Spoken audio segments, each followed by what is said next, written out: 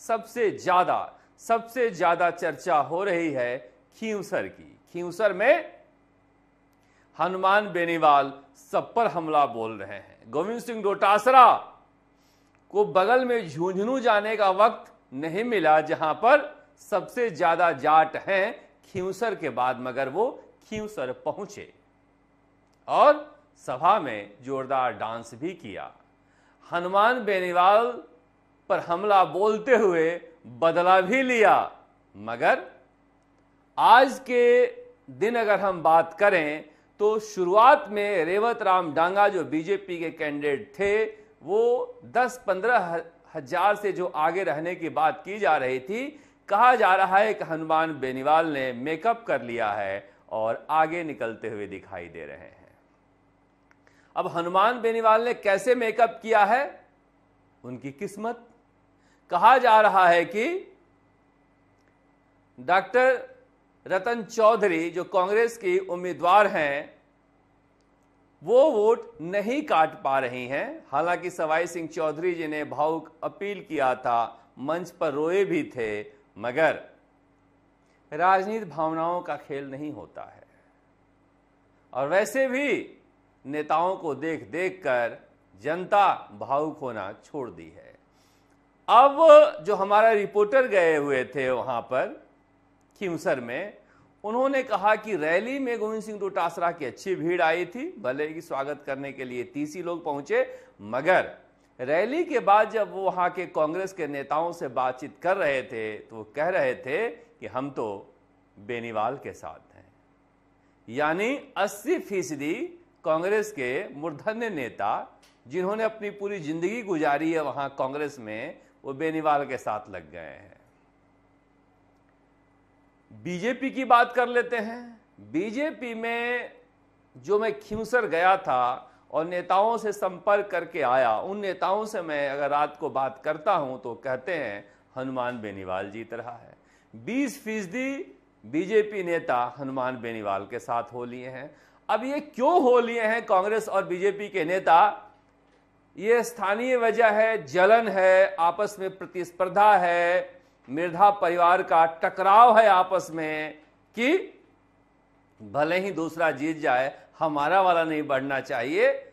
जो भी वजह रही हो, मगर रेवत राम डांगा शानदार फाइट करने के बावजूद कहा जा रहा है कि कनिका बेनीवाल आगे निकलती हुई दिखाई दे रही हैं। ऐसा प्रतीत होता है। बाकी राजनीति में कोई भविष्यवाणी नहीं की जा सकती है। हो सकता है कि बीजेपी जीत जाए, मगर कांग्रेस दूर दूर तक नहीं है। उसके बाद सबसे ज्यादा जो चर्चा हो रही है वो दौसा की हो रही है। दौसा की चर्चा इसलिए हो रही है कि 73 साल की उम्र में डॉक्टर किरोड़ीलाल मीणा ने जो पसीना वहां बहाया है, शायद इस चुनाव में किसी नेता ने नहीं बहाया।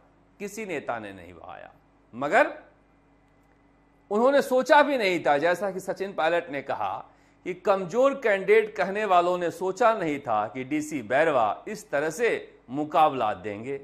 मगर कहा ना, जगमोहन मीणा और डीसी बैरवा दोनों ही अच्छे व्यक्ति हैं, इसलिए चुनाव 2 कैंडिडेटों का नहीं रहा। डॉक्टर किरोड़ीलाल मीणा और सचिन पायलट दोनों ही एक दूसरे पर हमला करने से परहेज करते रहे, इसलिए नेता का चुनाव नहीं रहा, पायलट और किरोड़ी का चुनाव नहीं रहा। अब रही बात विचारधारा की चुनाव, विचारधारा में भी जाति का चुनाव। जैसा खींवसर में 1 लाख के आसपास जाट हैं, जहां जाएंगे वहीं जीतेंगे, उसी तरह से यहां पर भी मीणा समुदाय जाता है, मगर एससी के लोग भी ज्यादा हैं। आज के दिन में डॉक्टर किरोड़ीलाल मीणा का पलड़ा भारी दिखाई दे रहा है, मगर कुछ भी हो सकता है, क्योंकि सब कुछ डिपेंड करता है कि एससी का वोट कितना गिरता है। एसटी और एससी करीब करीब बराबर हैं। कहा जा रहा है कि मीणा वोटर ज्यादा देंगे वोट, एससी कम देंगे, अब पता नहीं, आकलन है। सब कुछ डिपेंड करता है कि ब्राह्मण कहां जाएंगे। और कल इसीलिए भजन लाल शर्मा के साथ जगमोहन मीणा गाड़ी पर बैठ के रोड शो में घूम रहे थे। पीछे थे डॉक्टर किरोड़ीलाल मीणा नंदलाल बंसीवाल के साथ गाड़ी में। उस रोड शो को अगर आप देखेंगे तो आखिर में जब सभा हो रही थी तब मंच, जब कार का स्टेज बना, तब डॉक्टर किरोड़ीलाल मीणा आते हैं भजनलाल शर्मा के साथ, मगर पूरे रोड शो में भजनलाल शर्मा के साथ उनके कैबिनेट मंत्री डॉक्टर किरोड़ीलाल मीणा नहीं बैठते हैं। ये दृश्य है, आप देखिए, ये भजनलाल शर्मा का काफिला जा रहा है, जहां मदन राठौड़ भी हैं, जगमोहन मीणा भी हैं, और ये पीछे है डॉक्टर किरोड़ीलाल मीणा का काफिला। यहां पर डॉक्टर किरोड़ीलाल मीणा जो है, ये भजनलाल शर्मा, जहां पर जवाहर सिंह बेडम भी दिखाई दे रहे हैं, और ये डॉक्टर किरोड़ीलाल मीणा का काफिला है, जहां पर वो नंदलाल बंसीवाल के साथ दिखाई दे रहे हैं। अब कहा गया कि ब्राह्मण वोटों को साधने के लिए बुलाया गया था भजनलाल शर्मा को, और इसीलिए डॉक्टर किरोड़ीलाल मीणा को नेपथ्य में रखा गया। राजनीति में चलता भी है। शंकर लाल शर्मा अभी तक बीजेपी के नेताओं के संपर्क में नहीं आए हैं, कल रोड शो में नहीं दिखे थे। वहां पर सारा दरोमदार अब ब्राह्मणों पर टिका हुआ है, क्योंकि जाति का चुनाव हो गया है। सब कुछ डिपेंड करता है कि कल किस तरह से वोटर वहां पर वोट देते हैं, मगर बच गए। मैं सोचता हूं कि अगर सविता मीणा चुनाव लड़ी रहती जगमोहन मीणा के सामने, तो फिर क्या होता जब डीसी बैरवा से ऐसा कड़ा मुकाबला है। मगर हनुमान बेनीवाल जैसे ही डॉक्टर किरोड़ीलाल मीणा खिलाड़ी माने जाते हैं। अब भी लोगों को उम्मीद है कि कुछ न कुछ बाबा खेल कर जाएंगे। वैसे मुरारीलाल मीणा भी चतुर नेता हैं, उनकी चतुराई की परीक्षा भी होनी है, क्योंकि अशोक गहलोत ने सवाल उठा दिया है। माली वोटर भी काफी महत्वपूर्ण है वहां, उनका भी रुख महत्वपूर्ण रहने वाला है। दौसा के बाद जो चर्चा हो रही है, वो चर्चा हो रही है, ये दृश्य है आपको राजेंद्र सिंह गुढ़ा का। क्या राजेंद्र सिंह गुढ़ा ने कांग्रेस के सबसे मजबूत किले में सेंधमारी कर दी है? राजेंद्र सिंह गुढ़ा की जो भीड़ देखी जा रही है, वो भीड़ वो कांग्रेस को परेशान करने वाली भीड़ है। या आधी रात को मुस्लिम समुदाय की ये जो भीड़ आ रही है, या फिर एससी समुदाय की भीड़ आ रही है, यहीं से अमित ओला परेशान दिखाई दे रहे हैं। अमित ओला यहीं से परेशान दिखाई दे रहे हैं, क्योंकि उनका मानना है कि ये कांग्रेस का परंपरागत सीट है, हम चुनाव जीत रहे हैं। मगर क्या मुस्लिम बड़ी संख्या में गुढ़ा के साथ जाएंगे? गुढ़ा ने दिया कुमारी के ऊपर भी कड़ा हमला बोला। क्या गुढ़ा के साथ उतने राजपूत जाएंगे? क्या गुढ़ा के साथ एससी जाएंगे? जितना वोट गुढ़ा काटेंगे उतनी ही बीजेपी वहां मजबूत रहेगी। राजेंद्र भांबू के साथ सट्टा बाजार है, और सट्टा बाजार में रेट काफी कम है, 20 पैसे का भाव है। कम होता है तो जीतने की संभावना उतनी ज्यादा होती है। सट्टा बाजार बीजेपी के राजेंद्र भांबू को जिता रहा है। वैसे 2-3 दिनों में अमित ओला ने काफी रिकवरी की है अपने चुनाव में, और ब्रिजेंद्र ओला ने तो भावुक अपील भी की। उन्होंने मुसलमानों से कहा कि हाकम अली खान को टिकट दिलवाने के लिए मैंने कह दिया था कि मैं चुनाव तभी लड़ूंगा जब हाकम अली खान को टिकट मिलेगा। रात को 12 बजे सचिन पायलट को हमने जगाया। सचिन पायलट ने पर्यवेक्षक से बातचीत की, और हाकम अली खान को टिकट हमने जाटों का टिकट कटवा कर दिया था। तो मुसलमानों का असली हितैषी तो मैं ही हूं। वैसे ये बात सही है कि भगवाना राम सैनी जो माली विधायक हैं उदयपुर वाटी से, उसे भी ब्रिजेंद्र ओला ने, उन्हें भी सचिन पायलट के ऊपर प्रेशर डाल के जबरदस्ती टिकट दिलवाकर विधायक बनाया। हाकम अली खान को भी टिकट लेकर विधायक बनाया। मगर क्या माली और मुसलमान वोट ब्रिजेंद्र ओला के साथ जाएंगे? क्या उनके इस एहसान को ये जातियां याद रखेंगी? पता नहीं। माली वोट काफी ज्यादा है वहां। माली भी टिकट मांग रहे थे इस बार, वैसे तो बीजेपी से भी मांग रहे थे, मगर कुल मिला के मुस्लिम और माली वोटरों का खेल है। बाकी तो सब बटा हुआ है। जाटों को अगर लगेगा कि अमित ओला को बाकी जातियां एससी और मुसलमान और माली कम दे रहे हैं, तो हो सकता है कि राजेंद्र भांबू के साथ वो चले जाए, क्योंकि हरियाणा में वो देख चुके हैं कि बटेंगे तो कटेंगे। लिहाजा कुछ इस तरह की राजनीति चल रही है वहां पर। सुनिए क्या कहते हैं ब्रिजेंद्र ओला। ये राजपूतों पर उन्होंने हमला बोला है, कान में बाली लगाकर जूती पहन के घूमते हैं। ये हाकिम साहब बैठे रात को 12 बजे इनका नाम जुड़वाया और इमदाद का नाम मैंने कटवाया।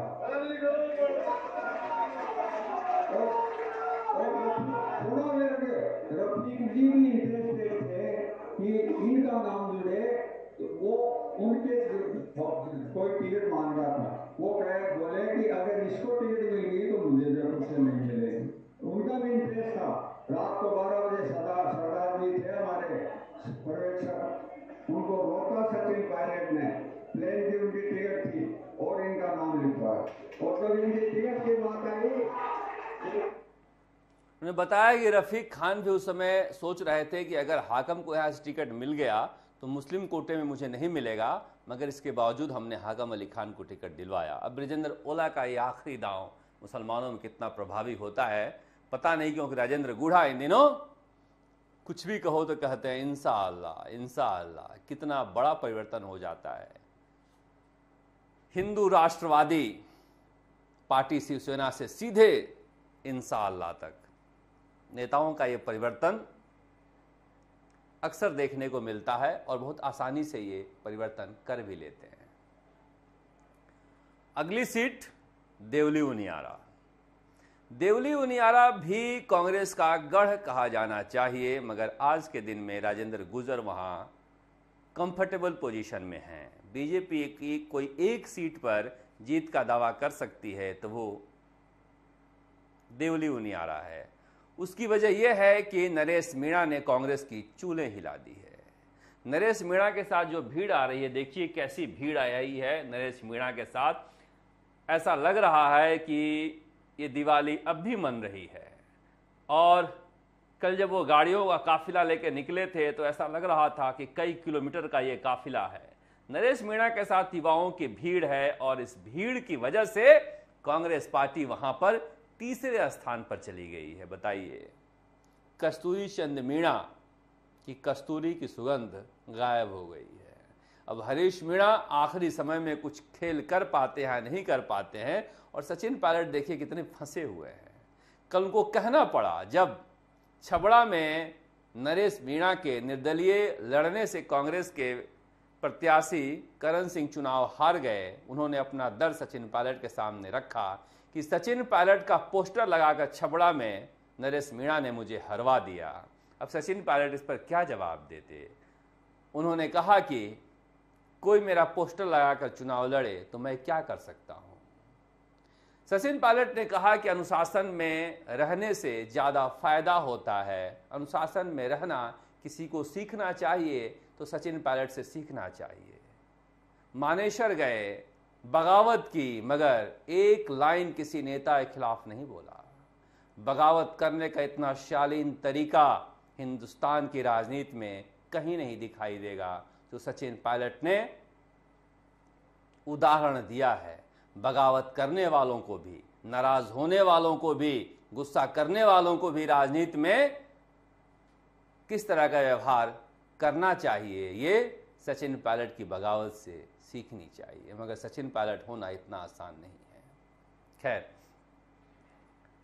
देवली उनियारा में बीजेपी आगे दिखाई दे रही है और उसकी वजह आप जानते हैं कि वहां पर बीजेपी ने अच्छा मैनेजमेंट किया है और कांग्रेस मैनेजमेंट कर नहीं पाई। उम्मेदाराम बेनीवाल घूम रहे हैं मगर वो बहुत ज़्यादा उस इलाके को समझ नहीं पा रहे हैं। गोविंद सिंह डोटासरा और अशोक गहलोत गए थे मगर रस्म अदायगी के लिए गए थे। शांति धारीवाल, रघु शर्मा गए थे मगर बहुत ज़्यादा प्रभावी नहीं रहे। सचिन पायलट की सभा भी रस्म अदायगी वाली थी, बहुत ज़्यादा वो आक्रामक तरीके से केसी मीणा के लिए प्रचार नहीं कर पाए। अब रामगढ़ आते हैं। रामगढ़ में कांटे का मुकाबला हो गया है। रामगढ़ सीट कोई भी जीत सकता है। वैसे पत्रकार वहां का कह रहे हैं कि सुखवंत आगे दिखाई दे रहे हैं, मगर कल के सचिन पायलट की सभा के बाद फिजा बदली बदली सी लग रही है। वहां पर कहा जा रहा है कि आर्यन जुबेर खान मुकाबले में आ गए हैं।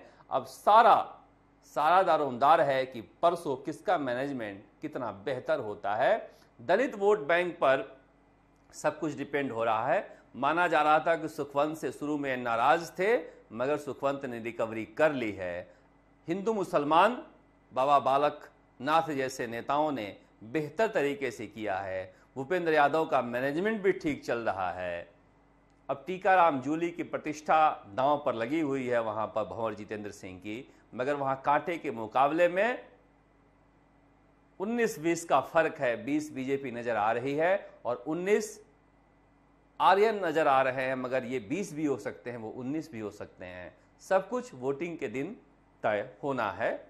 बहुत ज़्यादा अंतर नहीं है कि वहाँ भी बीजेपी के अंदर भी भारी भीतरघात का खतरा है। ठीक वैसे ही जैसे देवली उनियारा में अभी भी विजय बैसला और प्रभुलाल सैनी के बारे में लोग संदेह से बातें कर रहे हैं। सलुम्बर लौटते हैं। सलुम्बर में बीजेपी की सबसे श्योर सीट मानी जा रही थी, मगर कांग्रेस ने अच्छा किया है और बाप पार्टी के जितेश कटारा ने बहुत ही अच्छा किया है। रेशमा मीणा रघुवीर मीणा से ज़्यादा वोट लेकर जाएंगी ऐसा कहा जा रहा है। अगर वो ज़्यादा वोट लेकर जाएंगी तो जितेश कटारा का वोट कम करेंगी। जितेश कटारा बहुत अच्छा चुनाव लड़ रहे हैं। वहाँ पर जब पत्रकार जा रहे हैं तो विजिबल चुनाव जिसे कहा जा सकता है जितेश कटारा के दिखाई दे रहा है और बाप पार्टी के साथ युवाओं की अच्छी भीड़ भी है। मगर बीजेपी का संगठन वहां पहले से मजबूत है। अमृतलाल मीणा के प्रति सहानुभूति भी है।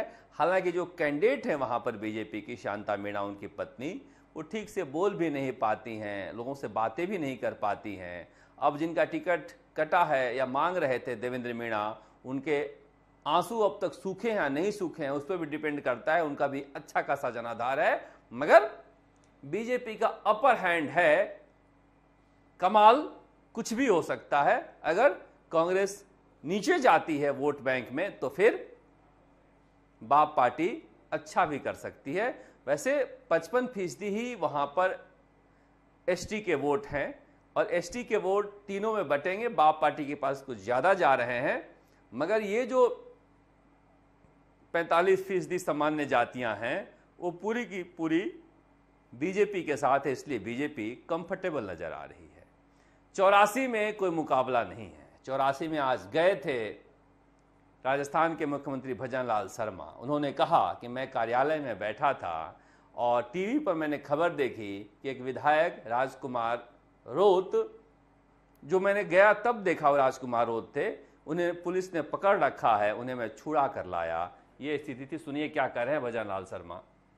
हुआ करता था संगठन का, लेकिन जब मैंने देखा टीवी पर खबर चल रही थी कि एक आदिवासी विधायक को कांग्रेस की सरकार के इशारे पर उनको जाकर के घेर लिया है और घेर करके उनके साथ जबरदस्ती कर रहे हैं, उनको ले जाने का काम कर रहे हैं। मित्रों, मैं कार्यालय में बैठा था। जब मेरे को मालूम पड़ा तुरंत गाड़ी लेकर के मैं वहां से निकला और जब मैंने वहां जाकर के देखा राजकुमार रोत जी बाहर खड़े थे और उनकी गाड़ी की चाबी निकाल ली थी। मेरा कोई संबंध नहीं था। मेरा संबंध सिर्फ इतना था कि मेरे आदिवासी भाई को कोई परेशान कर रहा है, कांग्रेस के लोग उस पर दबाव डाल रहे हैं। तो राजकुमार रोत का कार्ड उन्होंने खेला, क्योंकि राजकुमार रोत वहां पर एक बड़े नेता बन गए हैं और प्रभारी राधा मोहन दास अग्रवाल गए थे तब भी उन्होंने राजकुमार रोत का कार्ड खेला था। अब राजकुमार रोत का कार्ड खेलने से क्या कांग्रेस वहां कमजोर होगी? महेश रोत कमजोर हो गए तो कारीलाल निमामा जो हैं वो मजबूत हो पाएंगे या नहीं हो पाएंगे? मगर ये वहां पर बहुत ज़्यादा मुकाबला नहीं है। मुकाबले में वहां पर अनिल कटारा जो बाप पार्टी के कैंडिडेट हैं वो आगे दिखाई दे रहे हैं। तो इस लिहाज से देखें तो 2 सीट खीमसर और 84 ये 2 गैर कांग्रेस गैर बीजेपी के पास श्योर दिखाई दे रही है। बाकी बची 5 में रामगढ़ में, दौसा में और कह सकते हैं कड़ी टक्कर है। यहां पर कुछ भी हो सकता है। इसके अलावा देवली उनियारा और झुंझुनू में बीजेपी त्रिकोणीय मुकाबले की वजह से आगे दिखाई दे रही है। सलुम्बर में एज दिखाई दे रहा है, तो कांग्रेस के पास रामगढ़ और दौसा दो ऐसी सीटें हैं जहां पर वो अपनी संभावना देख सकते हैं। अगर कोई बड़ा उलटफेर नहीं हुआ तो कांग्रेस के लिए इस चुनाव में बहुत मुश्किल है अपना गढ़ बचाना। अब ये क्यों हुआ है, कैसे हुआ है, ये तो चुनाव के बाद इसके ऊपर विवेचना हो पाएगी, क्योंकि गुर्जर मीणा जो गठबंधन पूर्वी राजस्थान में था वो दौसा और देवली उनियारा में टूट गया। जो गठबंधन मुस्लिम जाट और एससी का था झुंझुनू में वो दरक रहा है। जो गठबंधन मुस्लिम और एससी में था रामगढ़ में वो कितना कमाल कर पाता है उस पर डिपेंड करता है। वहां कांग्रेस जीत भी सकती है अगर ये फॉर्मूला कायम रहे तो कहा जा सकता है सलुम्बर में और 84 में कांग्रेस के पास संगठन खत्म हो चुका था, ध्वस्त हो चुका था, जिसकी वजह से अच्छा प्रदर्शन तो कर रही है मगर जीतने की स्थिति में नहीं है। तो ये कहानी है राजनीति की और उपचुनाव के। अब तो परसों तय हो जाएगा कि कौन जीत रहा है कौन हार रहा है, मगर मैं फिर कह रहा हूं कि आखिरी सत्य नहीं है। मैं बार बार कहता हूं कि राजनीति में लम्हा सदियों के बराबर होता है। एक छोटा सा आप देखते रहे राजस्थान तक। नमस्कार, जयपुर से शरद कुमार।